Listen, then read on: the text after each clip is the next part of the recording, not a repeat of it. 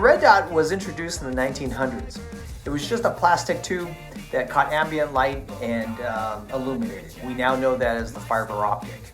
Somebody added electronics to it. Now it turned into a red dot, and they put a tank housing around it, ultralight products, and now it's solar powered. But the trick was, how do you make this red dot consistent and reliable? So today, Robert Jones will be going over the proper setup for a red dot and the science behind it. Stay tuned. Hey there guys and gals, Robert Jones, Team Speed Kings coming to you here. Want to talk about optics on PCCs, what that looks like to us. As we mentioned before, we've covered performance sustainability on the rifle. This is going to address more of the weight management and what optics need to happen on a PCC. So weight management, what does that look like?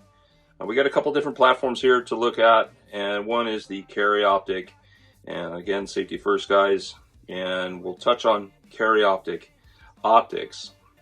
Let's look at these two guys here first. So we have the Optic here, and this is a great platform. I don't have anything negative to say about it. This is the EXP-S3, and unfortunately it comes in at about 11.2 ounces, so it is porky, so it's not without its nuances in terms of weight. Again, weight management. Holosun 510C. So Holosun 510C, it comes in at 7.7 ounces. It is substantially lighter than the Optic. It's also at a better price point. It's also solar powered, and the battery life on these is quite nice. I've got one battery change on this Optic in almost 3 years. So can't say enough about the battery life. The Trijicon SRO, which is the one I have sitting out here, it comes in at about 1.6 ounces. So the ca-idpa's vary, quite a bit in weight. The SRO comes in at 1.6. The Leupold DPP, which is what this is, it comes in at almost 2 ounces. So it's heavy, but nowhere near what these guys are. However, in order to run these, you're going to have to run a riser platform, and let's look at that.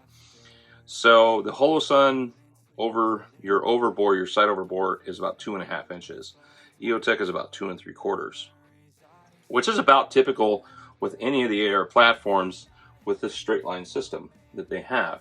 So that straight line system, while it's nice back on your shoulder, it does plant your cheek well a little bit higher, which requires a little bit more rise on the Optic than, say, maybe a bolt action or whatever. So with running any one of these little guys, you're going to have to run some sort of a riser to get that Optic up. To that, the Holosun already has that math worked out for you. So does the Optic, and either one may work for you. But whatever you run, it needs to be repeatable. So when you mount this and you plant your cheek on this, then this Optic needs to come up right away. And so it may be 2.5, maybe 2 3/4, maybe lower. All depends on you. Let's talk about eye relief. The eye relief is going to be pretty close to the same. You might be able to run these a little bit closer, I don't know. But eye relief. So we run these optics as far forward as we feasibly can with respect to your vision. For me, this position is the happy space in terms of where I run my stock. 2 eyes open. So with 2 eyes open, we want to have this so it's not far back and it's crowding our field of vision.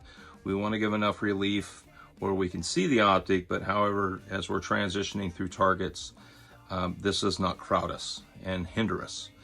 So again, 2 eyes open and transitioning through targets.